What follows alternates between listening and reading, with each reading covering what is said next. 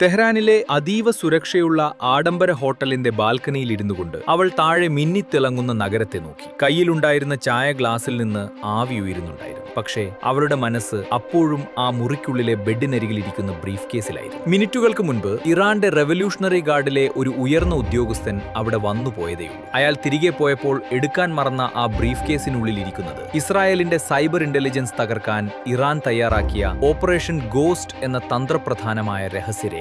മുന്നിലുള്ള ഓരോ നിമിഷവും വിലപ്പെട്ടതാണെന്ന തിരിച്ചറിവിൽ അവൾ സാവധാനം എഴുന്നേറ്റു. മുറിയുടെ വാതിലുള്ളിൽ നിന്ന് ലോക്ക് ചെയ്തു. തന്റെ പേഴ്സിനുള്ളിൽ ഒളിപ്പിച്ചു വെച്ചിരുന്ന ഒരു ചെറിയ സ്കാനർ പുറത്തെടുത്തു. വിറയ്ക്കാത്ത കൈകളോടെ അവൾ ആ രേഖകൾ ഓരോന്നായി സ്കാൻ ചെയ്തു തുടങ്ങി. പുറത്ത് ഇടനാഴിയിൽ ബൂട്ട്സിന്റെ ശബ്ദം കേട്ടപ്പോൾ അവൾ ഒരു നിമിഷം ശ്വാസമടക്കി നിന്നു. പിടിക്കപ്പെട്ടാൽ മരണമുറപ്പാണ്, അതും അതിക്രൂരമായ മരണം. പക്ഷേ അവളുടെ മുഖത്ത് ഭയത്തിന്റെ ഒരു നിഴൽ പോലും ഉണ്ടായിരുന്നില്ല. മിനിറ്റുകൾക്കുള്ളിൽ ആ വിവരങ്ങൾ എൻക്രിപ്റ്റ് ചെയ്ത കോഡുകളായി ടെൽ അവീവിലെ മോസാദ് ആസ്ഥാനത്തേക്ക് പറന്നു. ലോകം കണ്ട ഏറ്റവും വലിയ ചാരവൃത്തിയുടെ ഒരു നിശബ്ദ അധ്യായം അവിടെ പൂർത്തിയാവുകയായിരുന്നു. ഫ്രാൻസിൽ ജനിച്ചു വളർന്ന ഒരു ജൂത യുവതി. ലോകം അവളെ അറിഞ്ഞത് ഒരു പ്രമുഖ രാഷ്ട്രീയ നിരീക്ഷകയായും പത്രപ്രവർത്തകയായുമായിരുന്നു.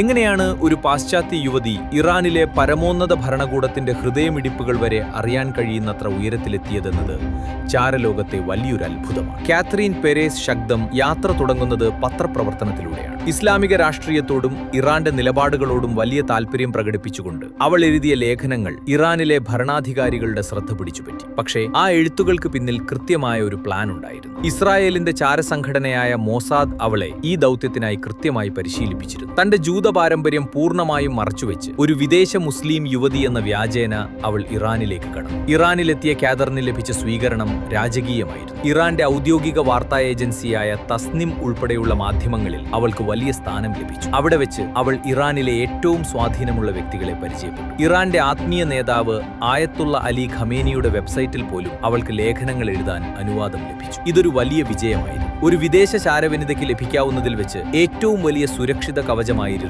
ആ വിശ്വാസം. ഈ വിശ്വാസം മുതലെടുത്താണ് അവൾ തന്റെ ചാരപ്രവർത്തനങ്ങൾ വിപുലപ്പെടുത്തിയത്. ഇറാനിലെ ഉന്നത ഉദ്യോഗസ്ഥർ അവളോട് പല രഹസ്യങ്ങളും പങ്കുവച്ചു. തന്റെ സ്ത്രീ സഹജമായ നയതന്ത്രജ്ഞതയും ബുദ്ധിയും ഉപയോഗിച്ച് അവൾ അവരുടെ സ്വകാര്യ സംഭാഷണങ്ങളിൽ നിന്ന് പോലും രാജ്യത്തിന്റെ പ്രതിരോധ രഹസ്യങ്ങൾ ചോർത്തിയെടുത്തു. ഒരിക്കൽ ഇറാനിലെ ഒരു പ്രധാന ആണവ ശാസ്ത്രജ്ഞനുമായി കാതറിൻ ഒരു അഭിമുഖം നടത്തി. ആ സംഭാഷണത്തിനിടയിൽ അവൾ വളരെ വിദഗ്ധമായി അയാളുടെ വ്യക്തിപരമായ താൽപര്യങ്ങളെക്കുറിച്ച് ചോദിച്ചറിഞ്ഞു. അയാൾക്ക് മനോഹരമായ പെയിന്റിങ്ങുകളോടുള്ള ഇഷ്ടം മനസ്സിലാക്കിയ കാതറിൻ പിന്നീട് രഹസ്യമായി അയച്ചുകൊടുത്ത ഒരു ഡിജിറ്റൽ ചിത്രത്തിലൂടെ അയാളുടെ പേഴ്സണൽ കമ്പ്യൂട്ടറിലേക്ക് ഒരു മാൽവെയർ കടത്തിവിട്ടു. ആ ശാസ്ത്രജ്ഞൻ വിചാരിച്ചത് ഒരു വിദേശ സുഹൃത്തിന്റെ സമ്മാനമാണെന്നാണ്. എന്നാൽ മോസാദിന് ഇറാന്റെ ആണവ റിയാക്ടറുകളിലെ താപനില വരെ നിയന്ത്രിക്കാൻ കഴിയുന്ന ഒരു വാതിൽ അവിടെ തുറക്കപ്പെടുകയായിരുന്നു. ചില സന്ദർഭങ്ങളിൽ അവൾക്ക് തന്റെ ശരീരം പോലും ഒരു ആയുധമാക്കേണ്ടി വന്നിട്ടുണ്ട് എന്ന് പല റിപ്പോർട്ടുകളും സൂചിപ്പിക്കുന്നു. ഇറാനിലെ ഉന്നത സൈനിക ഉദ്യോഗസ്ഥരുമായി അവൾ സ്ഥാപിച്ച ആത്മബന്ധം വെറും സൗഹൃദത്തിൽ ഒതുങ്ങുന്നതായിരുന്നില്ല.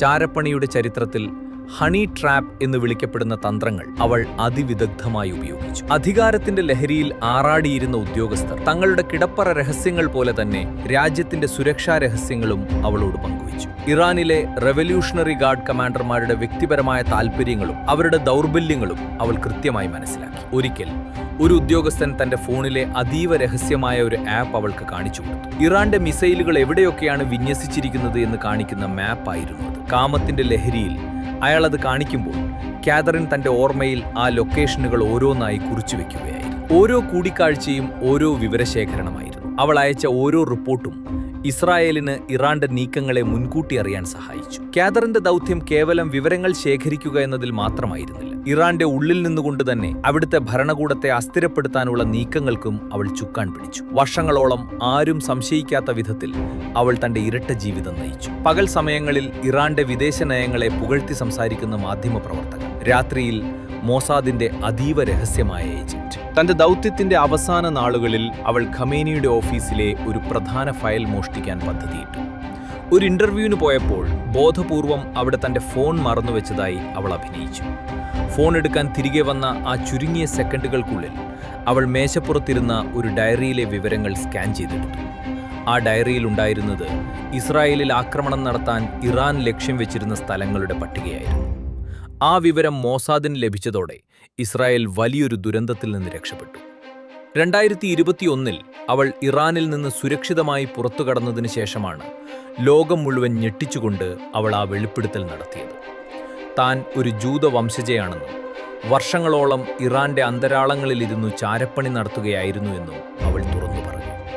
ഒരു രാജ്യത്തിന്റെ പരമോന്നത നേതാവിനെ വരെ തന്റെ ചാരവലയത്തിൽ കുടുക്കിയ കാത്രീൻ പേരേസ് ഷഗ്ദം എന്ന ചാരവനിത മോസാദിന്റെ കോട്ടയായ ഇസ്രായേലിലേക്ക് തിരിച്ചുപോയപ്പോൾ കൊണ്ടുപോയത് ഇറാന്റെ ആത്മാഭിമാനം കൂടിയായിരുന്നു. ചാനൽ ഇഷ്ടമായാൽ സബ്സ്ക്രൈബ് ചെയ്യാനും നിങ്ങളുടെ അഭിപ്രായങ്ങൾ പങ്കുവെക്കാനും മറക്കില്ലല്ലോ.